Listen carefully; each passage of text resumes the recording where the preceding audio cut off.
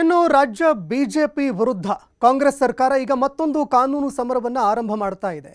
ಸರ್ಕಾರ ಸಾಧನಾ ಸಮಾವೇಶಗಳನ್ನು ಮಾಡ್ತು. ಇದಕ್ಕೆ ಸಂಬಂಧಪಟ್ಟಂತೆ ಬಿಜೆಪಿ ಸಾಕಷ್ಟು ಟೀಕೆ ಮಾಡಿತ್ತು.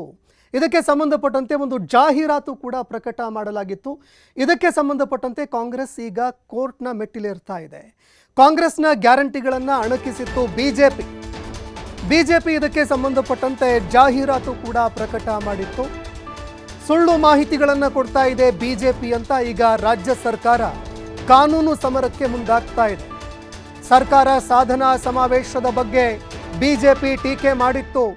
ಟೀಕೆ ಓಕೆ, ಆದರೆ ಬಿಜೆಪಿ ಪ್ರಕಟ ಮಾಡಿದ್ದಂತಹ ಜಾಹೀರಾತು ವಿರುದ್ಧ ಈಗ ಕಾಂಗ್ರೆಸ್ ಕೋರ್ಟ್ ಮೆಟ್ಟಿಲೇರ್ತಾ ಇದೆ. ಬೆಂಗಳೂರಿನ 42ನೇ ಎಸಿಎಂಎಂ ಕೋರ್ಟ್ನಲ್ಲಿ ಈ ಬಗ್ಗೆ ದೂರು ಸಲ್ಲಿಕೆ ಮಾಡಿದೆ.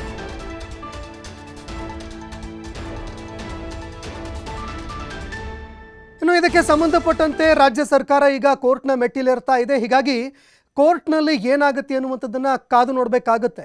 ಯಾಕಂದರೆ ರಾಜ್ಯ ಸರ್ಕಾರ ಹೇಳ್ತಾ ಇರುವಂಥದ್ದು 5 ಗ್ಯಾರಂಟಿಗಳನ್ನು ನಾವು ಜಾರಿ ಮಾಡ್ತೀವಿ ಅಂತ ಹೇಳಿದ್ವಿ, ಯಥಾವತ್ತಾಗಿ ಜಾರಿ ಮಾಡಿದ್ವಿ. ಆದರೆ ಜನರನ್ನು ದಿಕ್ಕು ತಪ್ಪಿಸುವಂತಹ ಕೆಲಸವನ್ನು ಬಿಜೆಪಿ ಮಾಡ್ತಾ ಇದೆ ಅಂತ ಕಾಂಗ್ರೆಸ್ ಈಗ ಆರೋಪ ಮಾಡ್ತಾ ಇದೆ. ಈ ಬಗ್ಗೆ ಮತ್ತಷ್ಟು ಮಾಹಿತಿ ಕೊಡ್ತಾರೆ ಪ್ರತಿನಿಧಿ ಎಲ್.ಎನ್. ಸ್ವಾಮಿ, ನೇರ ಸಂಪರ್ಕದಲ್ಲಿ ಜಾಯ್ನ್ ಆಗಿದ್ದಾರೆ. ಎಲ್.ಎನ್. ಸ್ವಾಮಿ, ಈಗ ಕಾಂಗ್ರೆಸ್ ಈಗ ಬಿಜೆಪಿ ವಿರುದ್ಧ ಗ್ಯಾರಂಟಿ ಯೋಜನೆಗಳಿಗೆ ಸಂಬಂಧಪಟ್ಟಂತೆ ಕೋರ್ಟ್ ಮೆಟ್ಟಿಲೇರ್ತಾ ಇದೆ.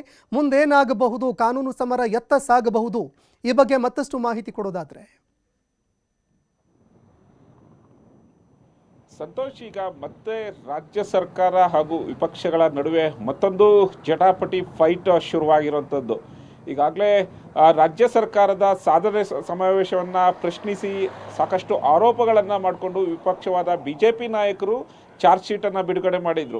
ಅಂದರೆ ಗ್ಯಾರಂಟಿ ಯೋಜನೆಗಳನ್ನು ಇಟ್ಟುಕೊಂಡು ಜನರಿಗೆ ಅನ್ಯಾಯ ಮಾಡ್ತಾ ಇದೆ ಎಂಬ ಆರೋಪವನ್ನು ಮಾಡಿ ಸುದ್ದಿಗೋಷ್ಠಿಯನ್ನು ನಡೆಸಿ ಸಾಧನಾ ಸಮಾವೇಶ ನಡೆಸುವಂಥ ಸಂದರ್ಭದಲ್ಲಿ, ಅಂದರೆ ಸರ್ಕಾರಕ್ಕೆ 2 ವರ್ಷ ತುಂಬಿದೆ, ಆ 2 ವರ್ಷ ಪೂರೈಸಿದ ಬೆನ್ನಲ್ಲೇ ರಾಜ್ಯ ಸರ್ಕಾರ ಸಾಧನಾ ಸಮಾವೇಶವನ್ನು ಮಾಡಿತ್ತು. ಆ ಸಾಧನಾ ಸಮಾವೇಶದಲ್ಲಿ ರಾಜ್ಯ ಸರ್ಕಾರದ ಅಭಿವೃದ್ಧಿ ವಿಚಾರಗಳು ಹಾಗೂ ರಾಜ್ಯ ಸರ್ಕಾರದ ಸಾಧನೆಗಳನ್ನು ಜನರ ಮುಂದೆ ಇಡಿಸೋದಕ್ಕೆ ಆ ಒಂದು ವೇದಿಕೆಯನ್ನು ಸೃಷ್ಟಿ ಮಾಡಿತ್ತು. ಅದಕ್ಕೆ ಸಂಬಂಧಪಟ್ಟಂತೆ ವಿಪಕ್ಷಗಳು ಸಾಕಷ್ಟು ಟೀಕೆ ಟಿಪ್ಪಣಿಗಳನ್ನು ಮಾಡಿದ್ರು. ಅಂದರೆ ರಾಜ್ಯಾದ್ಯಂತ ಸಾಕಷ್ಟು ಮಳೆ ಆಗ್ತಾ ಇದೆ, ಅದರಲ್ಲೂ ಬೆಂಗಳೂರಿನಲ್ಲಿ ಸಾಕಷ್ಟು ಮಳೆ ಆಗ್ತಾ ಇತ್ತು. ಈ ಮಳೆಗಾಲದ ಸಮಸ್ಯೆಗಳನ್ನು, ಜನರ ಸಮಸ್ಯೆಗಳನ್ನು ಆಲಿಸೋದು ಬಿಟ್ಟು ಇಡೀ ಸರ್ಕಾರವೇ ಹೋಗಿ ಸಾಧನಾ ಸಮಾವೇಶದಲ್ಲಿ ನಿಂತಿದೆ ಎಂಬ ಆರೋಪಗಳನ್ನು ಮಾಡಿದ್ರು. ಅದೇ ಸಮಯದಲ್ಲಿ ಚಾರ್ಜ್ ಶೀಟ್ ಕೂಡ ಬಿಡುಗಡೆ ಮಾಡಿದ್ರು. ಅಂದರೆ ರಾಜ್ಯ ಸರ್ಕಾರದ ವಿರುದ್ಧ ಯಾವ ಕೂಡ ಯೋಜನೆಗಳು ಅಭಿವೃದ್ಧಿ ಯೋಜನೆಗಳು ಆಗಿಲ್ಲ, ಸುಳ್ಳು ಭರವಸೆಗಳನ್ನು ಹೇಳ್ತಾ ಇದೆ ಎಂಬ ಚಾರ್ಜ್ ಶೀಟ್ಗಳನ್ನು ಬಿಡುಗಡೆ ಮಾಡಿದ್ರು. ಈ ಸಂಬಂಧಪಟ್ಟಂತೆ ಸುಳ್ಳು ಆರೋಪಗಳನ್ನು ಮಾಡ್ತಾ ಇದೆ, ಸರ್ಕಾರದ ಸಾಧನೆಗಳನ್ನು ತಿರುಚಲಾಗಿದೆ ಎಂಬ ಆರೋಪದಡಿ ಈಗ ರಾಜ್ಯ ಸರ್ಕಾರ ಬಿಜೆಪಿ ಮೇಲೆ ಮಾನನಷ್ಟ ಮೊಕದ್ದಮೆ ಹಾಕೋದಕ್ಕೆ ಮುಂದಾಗಿರುವಂಥದ್ದು. ಈಗಾಗಲೇ ಕಾನೂನು ಸಲಹೆಯನ್ನು ಪಡೆದ ಇರುವಂಥದ್ದು. ಜೊತೆಗೆ ಈಗಾಗಲೇ ಸಿಬ್ಬಂದಿ ಮತ್ತು ಆಡಳಿತ ಇಲಾಖೆಯ ಓಡಾಡಳಿತ ಕಾರ್ಯದರ್ಶಿಗೆ ಈಗಾಗಲೇ ಸೂಚನೆಯನ್ನು ನೀಡಲಾಗಿದೆ. ಅಂದರೆ ಸರ್ಕಾರಕ್ಕೆ ಸಂಬಂಧಪಟ್ಟಂತೆ ಆರೋಪಗಳನ್ನು ಏನು ವಿಪಕ್ಷ ಬಿಜೆಪಿ ಮಾಡಿತ್ತು, ಅದಕ್ಕೆ ಸಂಬಂಧಪಟ್ಟಂತೆ ಮಾನನಷ್ಟ ಮೊಕದ್ದಮೆ ದಾಖಲಿಸೋದಕ್ಕೆ ಈಗಾಗಲೇ ಕಾರ್ಯದರ್ಶಿಗೆ ಸೂಚನೆಯನ್ನು ಕೊಟ್ಟಿರೋದು.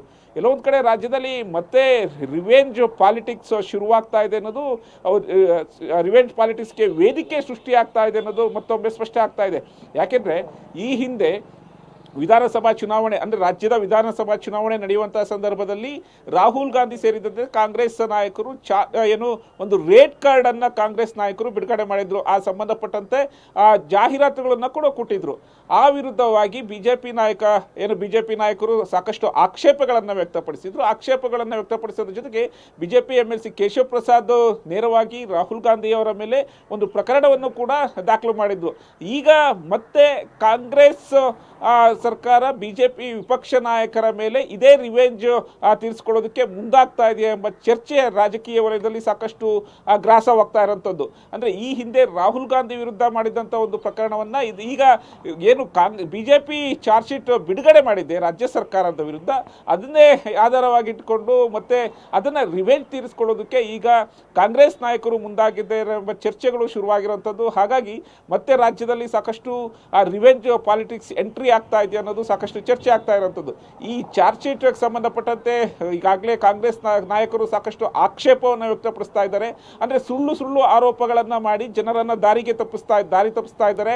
ನಮ್ಮ ಸರ್ಕಾರದ ಯೋಜನೆಗಳನ್ನು ಯಶಸ್ವಿಯಾಗಿ ಜಾರಿಗೆ ತಂದಿದ್ದೀವಿ. ಹಾಗಾಗಿ ಇದನ್ನ ನೋಡಿ ತಡ್ಕೊಳ್ಳೋಕ್ಕಾಗ್ದಲೇ ವಿಪಕ್ಷಗಳು ಈ ರೀತಿ ನಮ್ಮ ಮೇಲೆ ಆರೋಪಗಳನ್ನು ಮಾಡ್ತಾ ಇದೆ ಅನ್ನೋದು ಕೂಡ ಈಗಾಗಲೇ ಕಾಂಗ್ರೆಸ್ ನಾಯಕರು ಸಾಕಷ್ಟು ಒಂದು ಆಕ್ರೋಶವನ್ನು ಹೊರಾಗ್ತಾ ಇರೋಂಥದ್ದು ಒಂದು ಕಡೆ. ಮತ್ತೊಂದು ಕಡೆ ಬಿಜೆಪಿ ನಾಯಕರು ಕೂಡ ಈ ಏನು ಮಾನನಷ್ಟ ಮೊಕದ್ದಮೆ ಪ್ರಕರಣಕ್ಕೆ ಸಂಬಂಧಪಟ್ಟಂತೆ ಸಾಕಷ್ಟು ಆಕ್ಷೇಪಗಳನ್ನು ಹೊರಾಗ್ತಾ ಇದ್ದಾರೆ. ಅಂದ್ರೆ ನಾವು ಹೋರಾಟ ಮಾಡ್ತಾ ಇದ್ದೀವಿ, ರಾಜ್ಯ ಸರ್ಕಾರದ ತಪ್ಪುಗಳನ್ನ ಜನರ ಮುಂದೆ ಇಡ್ತಾ ಇದ್ದೀವಿ.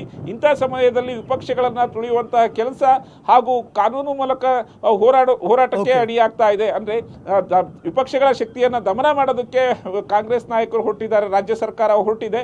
ಹಾಗಾಗಿ ನಾವು ಕಾನೂನಾತ್ಮಕವಾಗಿ ಹೋರಾಟ ಮಾಡ್ತೀವಿ. ನಮಗೆ ಸಂಬಂಧಪಟ್ಟಂತಹ ವಿಚಾರಗಳನ್ನು ನಾವು ಕೋರ್ಟ್ ಮುಂದೆ ಇಡ್ತೇವೆ. ನಮಗೆ ನ್ಯಾಯಾಲಯದ ಮೇಲೆ ನಂಬಿಕೆ ಇದೆ. ಹಾಗಾಗಿ ನಾವು ಹೋರಾಟವನ್ನು ಮುಂದುವರಿಸ್ತೀವಿ ಅನ್ನೋದು ಈಗಾಗಲೇ ವಿಪಕ್ಷ ನಾಯಕರು ಆಕ್ಷೇಪಗಳನ್ನು ವ್ಯಕ್ತಪಡಿಸಿರುವುದು. ರಾಜ್ಯ ಸರ್ಕಾರದ ನಿರ್ಧಾರ ವಿರುದ್ಧ ನಾವು ಇನ್ನಷ್ಟು ಹೋರಾಟ ಮಾಡ್ತೀವಿ ಅನ್ನೋ ಈಗಾಗಲೇ ಎಚ್ಚರಿಕೆಯನ್ನು ಕೊಟ್ಟಿರುವಂಥದ್ದು. ಒಟ್ಟಲ್ಲಿ ರಾಜ್ಯದಲ್ಲಿ ಮತ್ತೆ ರಿವೆಂಜ್ ಪಾಲಿಟಿಕ್ಸ್ಗೆ ಶುರುವಾಗೋದಕ್ಕೆ ವೇದಿಕೆ ಸೃಷ್ಟಿಯಾಗ್ತಾ ಇದೆ ಅನ್ನೋದು ಈಗ ಸ್ಪಷ್ಟವಾಗ್ತಾ ಇರೋಂಥದ್ದು. ಸಂತೋಷ್, ಧನ್ಯವಾದಗಳು ಎಲ್ ಎನ್ ಸ್ವಾಮಿ ನಿಮ್ಮೆಲ್ಲ ಮಾಹಿತಿಗೆ. ಇದಾಗಿತ್ತು